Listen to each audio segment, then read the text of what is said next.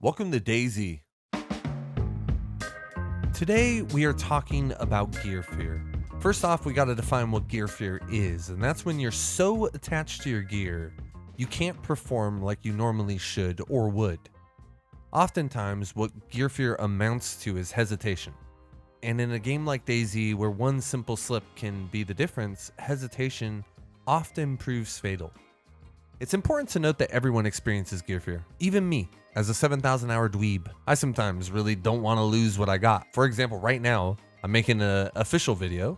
I got an AKM and a Winnie for the first time in a long time on official, and I really don't want to lose it. I'm kind of scared to log back in. It's getting at me, you know? I'm trying to tell you this because anyone can have gear fear about any different number of items.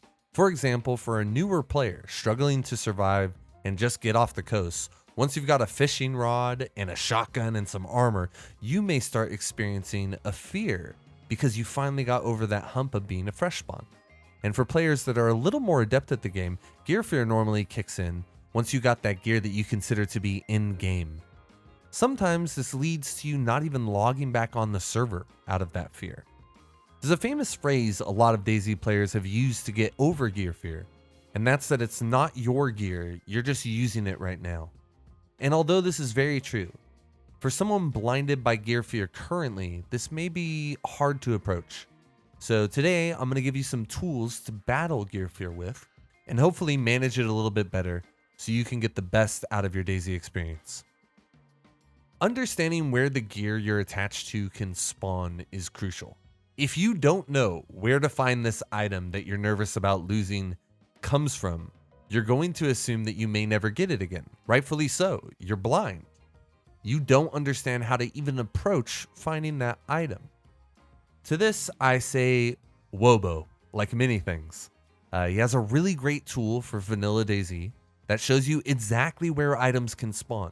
So whether it be an AUG or a Claymore, plate carrier, whatever it is, you can go to the website that's going to be down in the description, type that item in, and it can be found on this map. It'll show you every possible spawn location on the entire map.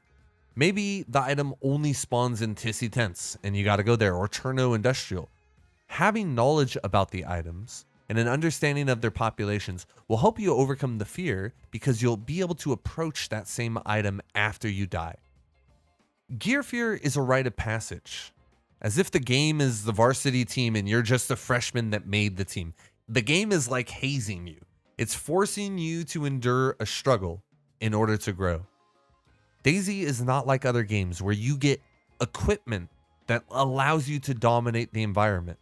The environment dominates you, and then you learn how to deal with it. So whenever you are feeling gear fear, don't think of it as something that you shouldn't have. It is natural, and it is something that every single player running on that server, more than likely with you, is experiencing as well. When you start your adventures, something you can do to practice the realization that the gear is not your own, that phrase that I coined earlier, is no matter what you end up with at the end of your journey, whether it be 20 minutes or 5 hours, you F11 and start over anew. This will not only detach you from your gear, it'll allow you to practice letting go on your own terms. And then when you lose those things without agreeing to it, you'll be more versed in letting go. More than anything, gear fear is best to be acknowledged, thus allowing yourself an opportunity to grow, saying it's okay that I'm not perfect, and accepting that all things have a time in your life, but nothing lasts forever. Lastly, gear fear is mostly for solos, so make some friends. With every ally running by your side, you have an increased chance of getting your gear back. So that's where this last part comes in, and which side you play on it matters. Be good to each other out there. Or don't.